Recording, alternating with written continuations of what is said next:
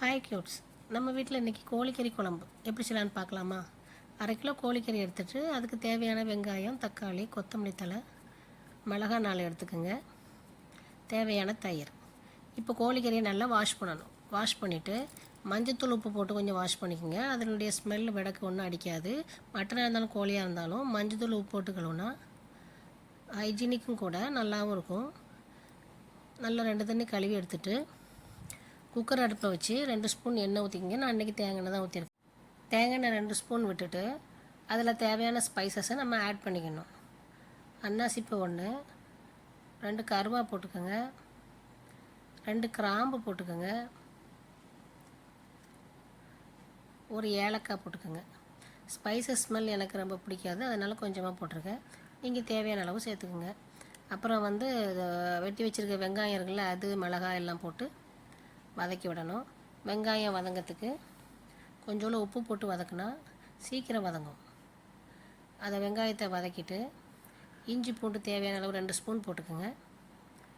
2 spoon இஞ்சி பூண்டு போதும். 1/2 கிலோ கறிக்கு போட்டு நல்லா வதக்கிங்க. வதக்கிட்டு தக்காளியை ஆட் பண்ணிக்கோங்க.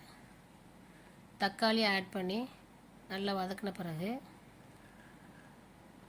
தயிர் 2 ஸ்பூன் ஆட் பண்ணிக்கோங்க. தயிர் போட்டு ஆட் பண்ணி குழம்பு வச்சோன்னா குழம்பு நல்லா டேஸ்ட்டாக இருக்கும். 2 ஸ்பூன் தயிர். ஓகே, 2 ஸ்பூன் ஆட் பண்ணிவிட்டு கோழிக்கறியை தட்டிட்டு நல்லா கிண்டி விடணும். அது தண்ணி விடும். கோழிக்கறியிலேருந்து கறி எல்லாமே நம்ம வதக்கும்போது தண்ணி விடும். தண்ணி விட்டு அது நமக்கு அந்த தண்ணி வற்றி நல்லா ட்ரை ஆகி எண்ணெய் தெளியும் போது தான் நம்ம மசாலாத்தூள்லாம் சேர்க்கணும். இப்போ நான் டைரெக்டாக மசாலாத்தூள் வீட்டில் உள்ள குழம்பு மிளகாத்தூள் மட்டும் நான் என்றைக்குமே குழம்பு வைக்க மாட்டேன்.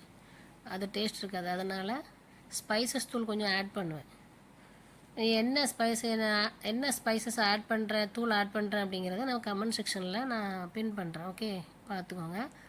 இதில் வத்தத்தூள் 2 ஸ்பூனு, மல்லித்தூள் 1 ஸ்பூனு, மிளகுத்தூள் 1/2 ஸ்பூனு, ஜீரகத்தூள் 1/4 ஸ்பூனு, கரம் மசாலா தூள் ஒரு 1/2 ஸ்பூன் போட்டுக்கலாம். இவ்வளோ போட்டுட்டு கொஞ்சம் வதக்கி விடணும். வதக்கி விட்டுட்டு அதுக்கப்புறம் நம்ம வீட்டில் அரைச்சி வச்சுருக்க மசாலா தூள் இருக்குல்ல, அது ஒரு 3 ஸ்பூன் எடுத்துக்கணும். 3 ஸ்பூன் 1/2 கிலோ கறிக்கு 3 ஸ்பூன். ஓகே, 3 ஸ்பூன் போட்டு நல்லா கிண்டி விடணும்.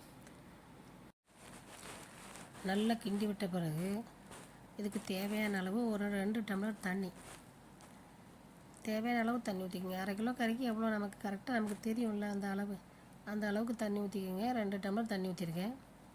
தண்ணி ஊற்றிட்டு குக்கரில் விசில் போட்டு 1 விசில் தான் போடணும்.